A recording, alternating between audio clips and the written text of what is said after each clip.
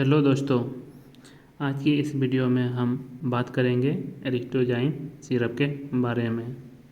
जो ये एरिस्टोजाइम सिरप है ये एक डाइजेस्टिव सिरप है, यानी कि ये डाइजेशन में मदद करता है। सबसे पहले हम डाइजेशन के बारे में समझते हैं कि डाइजेशन क्या होता है। डाइजेशन का मतलब होता है भोजन को पचाना। आप खाना खाते हो, उस खाना को सबसे पहले आप दांतों के द्वारा चबाते हो। उससे खाना छोटे छोटे टुकड़ों में टूट जाता है, फिर आप उसको निगल जाते हो।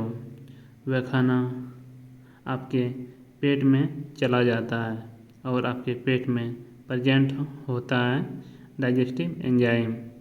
वो एंजाइम उस खाने को और छोटे छोटे टुकड़ों में बांट देता है।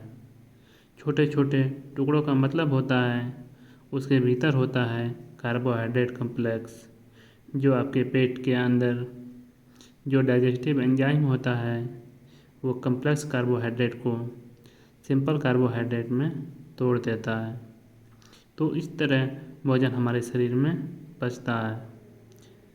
अगर हमारे पेट में ये एंजाइम अच्छे से काम नहीं कर पा रही है तो भोजन को अच्छे से पचाएंगे नहीं।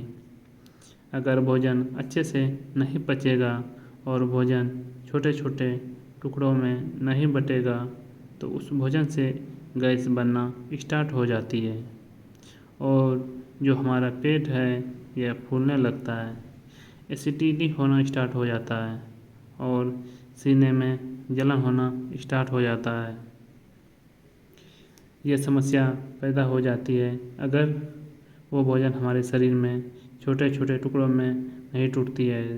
तो ये जो एरिस्टोजाइम लिक्विड है, ये जो एरिस्टोजाइम सिरप है, ये उस भोजन को पचाने का काम करती है, क्योंकि इसके अंदर एंजाइम प्रेजेंट होता है। इसके अंदर एंजाइम होता है डाइजेस्टेज और पेप्सिन एंजाइम। ये एंजाइम भोजन को पचाने में मदद करता है और जो हमारे पेट में गैस बन रही थी और भोजन न पच पाने की वजह से ये जो एसिडिटी हो रही थी, जो सीने में जलन हो रही थी, उसे फिर राहत मिल जाती है, वो समस्या ठीक हो जाती है। तो आप समझ में आ गया होगा कि ये जो एस्ट्रोजाइम सिरप है ये कहाँ यूज किया जाएगा। आइए अब हम लोग जानते हैं इसके यूज के बारे में कि सबसे पहला इसका यूज है इंडाइजेशन। यदि कोई व्यक्ति खाना खा रहा है और खाना उसके पेट में नहीं पच रहा है तो उस कंडीशन में इस सिरप का हम लोग यूज कर सकते हैं। दूसरा है इसका यूज लॉस ऑफ एपेटाइट। यदि किसी व्यक्ति को भूख नहीं लग रही है तो उस कंडीशन में हम लोग इस सिरप का यूज कर सकते हैं। तीसरा है एसिडिटी। यदि किसी व्यक्ति को पेट में दर्द, पेट फूल रहा हो, सीना में जलन हो रही हो तो उस कंडीशन में भी हम लोग इस सिरप का यूज कर सकते हैं।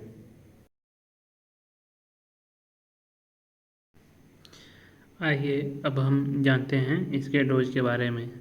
ये लेना होता है 1 चम्मच खाना खाने के तुरंत बाद, क्योंकि ये सिरप खाना खाने के बाद ही काम करता है, क्योंकि इसको खाना को पचाना होता है। अगर खाना खाने के बाद 2 घंटे बाद लेंगे तो इतना अच्छा असर देखने को नहीं मिलेगा, क्योंकि इसके अंदर तो डाइजेस्टिव एंजाइम प्रेजेंट है जो कि भोजन को पचाने में मदद करेंगे। 2 घंटे में तो भोजन का पच चुका होगा और 2 घंटे बाद इसका कोई भी फायदा नहीं होगा, क्योंकि इस सिरप को खाना खाने के बाद 1 चम्मच तुरंत लेना है। ये बहुत ही इम्पोर्टेंट बात है। तो ये रही हमारी डोज। आइए अब हम बात करते हैं कि ये सिरप है कि कहाँ यूज नहीं करना चाहिए। सबसे पहला इसका है कि allergic to diastase and pepsin, जिसको कि डायस्टेज और पेप्सिन एंजाइम से एलर्जी है, उस पर्सन को ये एंजाइम यूज नहीं करना चाहिए। दूसरा है क्रॉन्स डिजीज़। क्रॉन्स डिजीज़ को हम लोग इन्फ्लामेटरी बाउल डिजीज़ भी बोलते हैं। यदि जिस पर्सन को बाउल में इन्फ्लामेशन है तो उस पर्सन को हम ये सिरप नहीं प्रिस्क्राइब करेंगे। तीसरा है गॉट।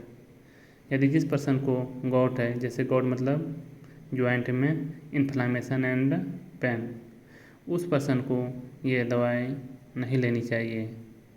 चौथा है छोटे बच्चों को ये सिरप नहीं लेनी चाहिए। आइए अब हम जानते हैं इसके साइड इफ़ेक्ट के बारे में। ये सिरप जनरली आम आदमी में साइड इफ़ेक्ट नहीं दिखाता है, बल्कि कुछ आदमियों में इसके साइड इफ़ेक्ट देखने को मिलता है। आइए जानते हैं। सबसे पहला साइड इफ़ेक्ट इसका है एब्डोमिनल पेन। इसको पीने के बाद कभी कभी पेट में दर्द होने लगता है। दूसरा इसका साइड इफ़ेक्ट है नौसिया, मतलब उल्टी जैसा लगने लगेगा। तीसरा है हार्टबर्न, मतलब सीने में जलन होने लगेगी। चौथा है डायरिया। पांचवा है पेनफुल यूरिनेशन में दर्द होने लगेगी, पेशाब रास्ते में दर्द होने लगेगी। पांचवा है स्किन रैशेज, स्किन में रेड रैशेज दिखने लगेगी। छठा है स्टोमक पेन। ये सब इस सिरप के कॉमन साइड इफ़ेक्ट है। थैंक यू दोस्तों। ऐसे ही और वीडियो देखने के लिए हमारे चैनल फार्मा फैक्ट को सब्सक्राइब करें। धन्यवाद।